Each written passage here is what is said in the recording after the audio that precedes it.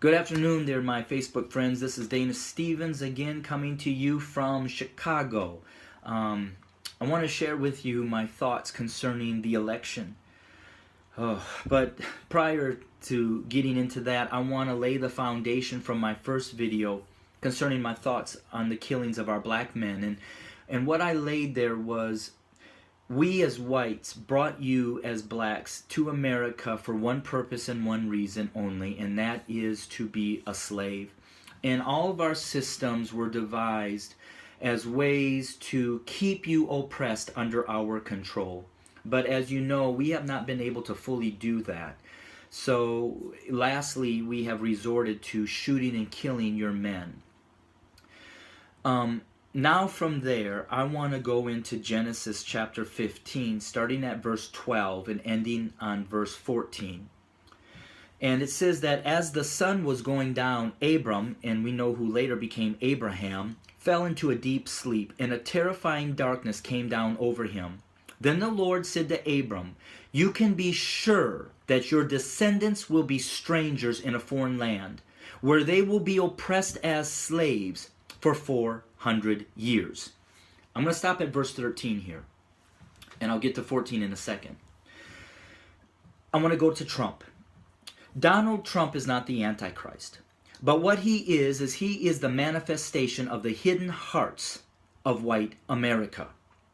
White Americans' hearts were revealed last night when Donald Trump rose to power. They revealed that they need and want a man who will protect their fears, their biases, and their hatreds towards you as black Americans, so that we can remain in control. That's it.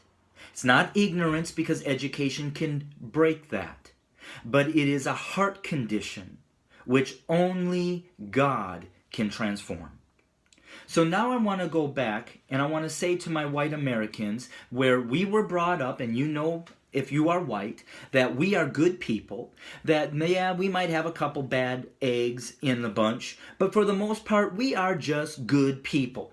And we would never ever think for a moment, Genesis chapter 15 verse 14, that says this, "But I, God, will punish the nation that enslaves them.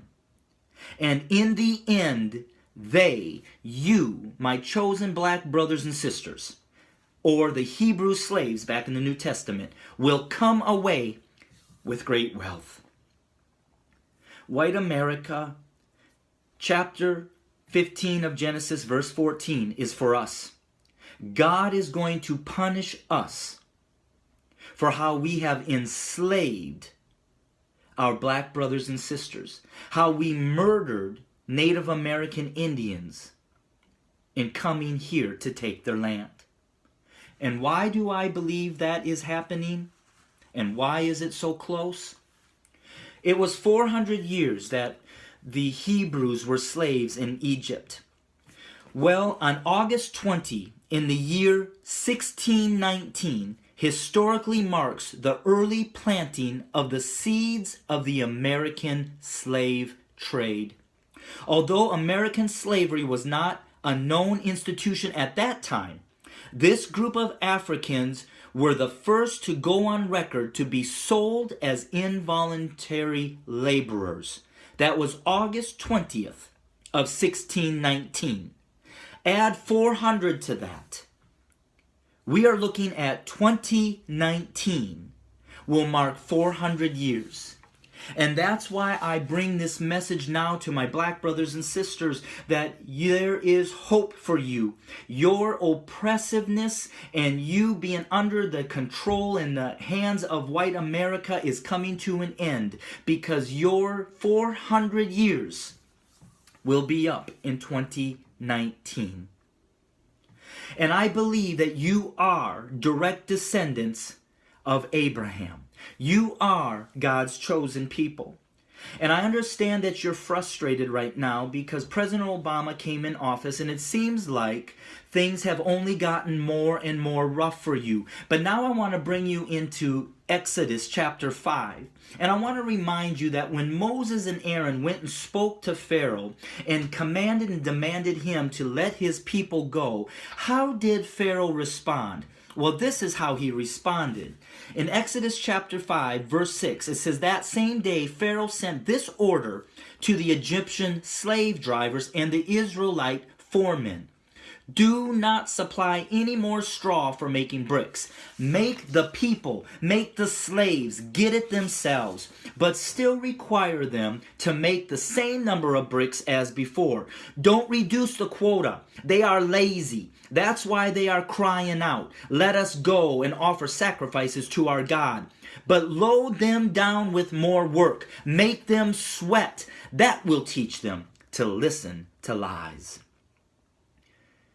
President Obama was in office asking the government or Pharaoh to let you go. But they rejected him. They did to him what the Pharaoh did to Moses. And because of that, they've turned up the heat. That's why the racism that we see now isn't new. It's just forming because you, as God's people, are starting to say, "Let us go." And we, as white men, are refusing to do so. Therefore, we must put into power a man that will protect us so we can remain in control. But however, if you continue to read in Exodus chapter 5 and then go into Exodus chapter 6, then the Lord told Moses, "Now you will see that I will do to Pharaoh. When he feels the force of my strong hand, he will let my people go. In fact, he will force them to leave his land. Therefore, now I say this to you, my black brothers and sisters. Therefore, God said, say to the people of Israel, I am the Lord. I will free you from your oppression, and I will rescue you from your slavery in Egypt, your slavery here in America. I will redeem you with a powerful arm and great acts of judgment. I will claim you as my own people, and I will be your God. Then you will know that I am the Lord your God, who has freed you from your oppression in Egypt, from your oppression in America. And I will bring you into the land I swore to give Abraham, Isaac, and Jacob. I will give it to you as your very own possession. I am the Lord." Today might seem like gloom and doom for you, my black brothers and sisters. But greater than the Pharaoh is a God that has chosen you as his people, as direct descendants from Abraham. Your 400 years is coming to an end. Your oppression is coming to an end. Your freedom is on the brink. So what do? You start to get your lives in worshiping God. You return to your God. You dedicate your lives to him. You seek his face and watch him do the rest. So to my Facebook families and friends, some of this might be a lot for you to take in, because we as white Christians have never taught you this truth.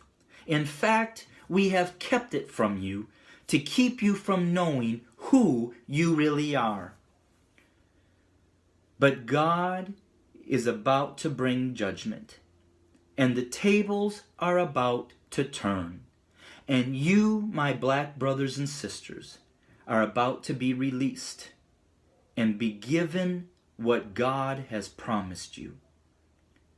So I want you to hold on, my black brothers and sisters in America and across the world. And I want you to know that your God is about to move his mighty hand and show you that he has not forgotten about you, that he's heard your cries, and your deliverance is nigh. Thank you for listening. You can reach me at www.studio2911.org.